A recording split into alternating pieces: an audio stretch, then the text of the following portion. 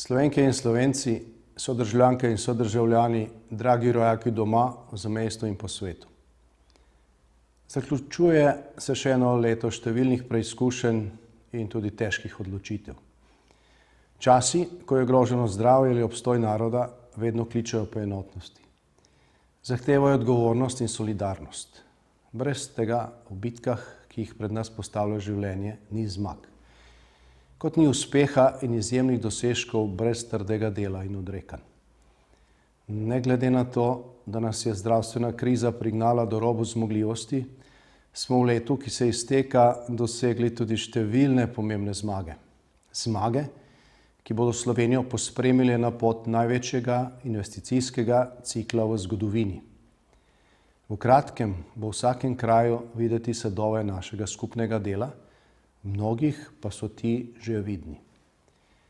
Proračun za naslednji 2 leti, pa tudi vsi ostali zakoni o dolgoročnih investicijah v zdravstvo, šolstvo ali šport, namenjajo sredstva za obnove in gradnje šol, vrtcev, bolnišnic, stanovanj, domov za starejše, cest in športnih objektov, za izgradnjo in obnovo vodovodov, za poplavno varnost in mnoge druge namene v višini investicij, ki jih ne v samostojni Sloveniji doslej, niti kadarkoli prej še nikoli ni bilo.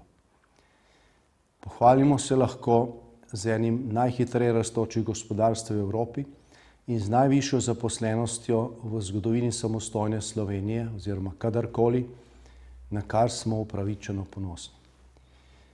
Gospodarske napovedi pa so, hvala Bogu, obetavne tudi za v prihodnje. Zaključujemo tudi predsedovanje Svetu Evropske unije, ki ga je zaznamovalo pestro dogajanje v Evropi in po svetu.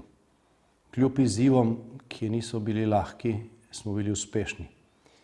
Hvala vsem, ki ste v imenu Slovenije odgovorno in vztrajno delali, tako na pripravah, kot v času samega predsedovanja. In hvala vsem, ki ste nas pri tem podpirali. Ob predsedovanju smo zaključili številne dosjeje ter tlakovali pot mnogim projektom za večje blagostanje in varnost ne samo v Sloveniji, ampak v celotni Evropski uniji. Spoštovani, letošnje leto je znova potrdilo, kako dragoceni so ljudje, ki skupno dobro postavijo na prvo mesto. V kriznih razmerah, v katerih zaradi epidemije živimo že skoraj 2 leti, je njihovo delo še pomembnejše. Njim gre naša posebna zahvala in globoko spoštovanje.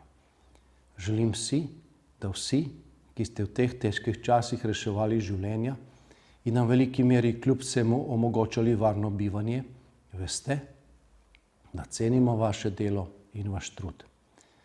Hvala vsem, ki ste v letu, ki se izteka, ravnali odgovorno do sebe in do drugih.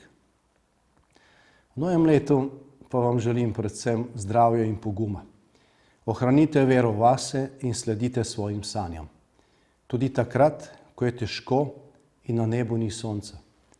Za nočjo pride dan in zimi vedno sledi pomlad. Pomlad je čas za preporod, za nov zalet, za novo stran v knjigi Slehernika in tudi v knjigi slovenske zgodovine. V prazničnih dneh varujte svoje zdravje in zdravje domačih. Podelite z njimi upanje in veselo pričakovanje, da bo leto, ki prihaja, leto vseh dobrih in pogumnih ljudi. Naše leto. Srečno!